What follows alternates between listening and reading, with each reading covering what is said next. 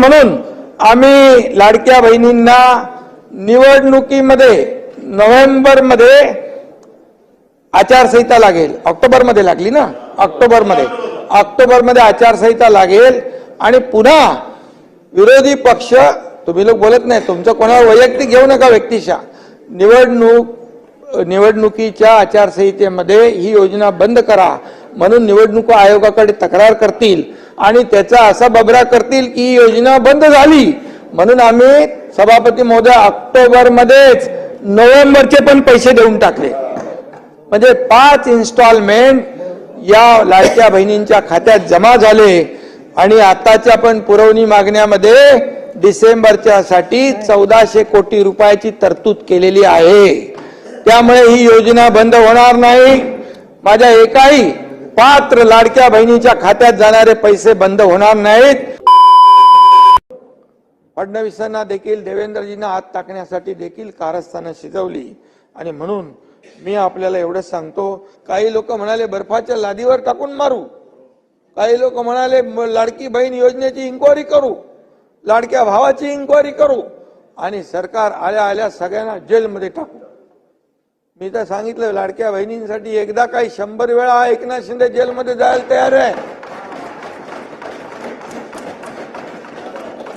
पण तुम्हाला मी हेही सांगितलं त्यावेळेस लाडक्या बहिणी लाडक्या भावांच्या बाजूनेच उभ्या राहतील, सावत्र भावांना त्यांची जागा दाखवतील, हे मी सांगितलं होतं तेव्हा आणि सावत्र भावांना जागा दाखवली.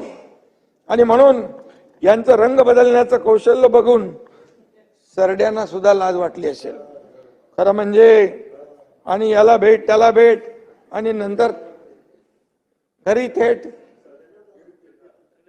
निवडणुकीतला आमचा स्ट्राईक रेट उत्तम आहेच, कारण गेल्या 2.5 वर्षात महायुती सरकारच्या विकास कामांचा स्ट्राईक रेट देशात सभापती महोदया सर्वाधिक आहे, हे मी सांगतो आणि आपण तपासून बघा.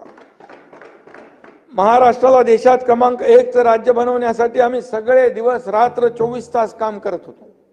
यापुढे देखील देवेंद्रजींच्या नेतृत्वाखाली आम्ही टीम म्हणून काम करतोय. यापुढे देखील हे सुरू राहील. मुख्यमंत्री म्हणून माझ्या काळामध्ये नागपूर येथे 2 अधिवेशनं झाली. विदर्भाशी माझं वेगळं नातं आहे, ते इथल्या प्रेम करणाऱ्या जनतेमुळे. महायुती सरकारने लाडक्या बहिणी, लाडके भाऊ, लाडके शेतकरी यांच्या कल्याणासाठी काम केलं.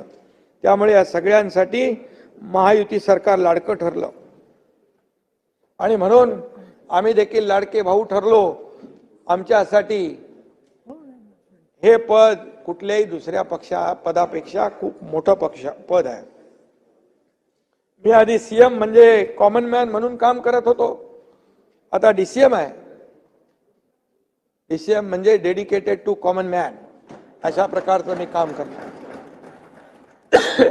शेवटी मला काय मिळालं यापेक्षा या महाराष्ट्राला काय मिळालं, या महाराष्ट्रातल्या जनतेला काय मिळालं, ही भूमिका आमची आहे. आणि म्हणून आमचे मित्र अंबादास म्हणाले अभिभाषणात राज्याचं नुसतं गुलाबी स्वप्न रंगवलंय, पण ते स्वप्न नाही, महाराष्ट्राचं अंबादास गुलाबी वास्तव आहे. अंबादासजी, तुमच्या नवाबी सरकारपेक्षा आमचं गुलाबी सरकार केव्हाही चांगलं ठरलं. दादानी पण आमच्या गुलाबी सरकार घेतलं. 2.5 वर्षात ज्या लोककल्याणकारी योजना राबवल्या, विक्रमी विकास कामं झाली. चालेल कशासाठी?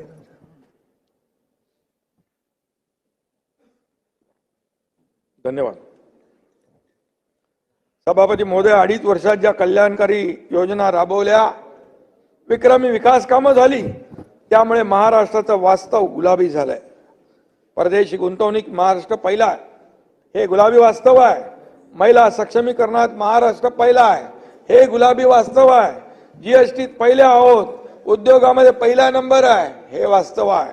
5 लाखाचा आरोग्य विमा देणारं हे पहिलं राज्य आहे. शेतकऱ्यांना मोफत वीज देणारं हे पहिलं राज्य आहे.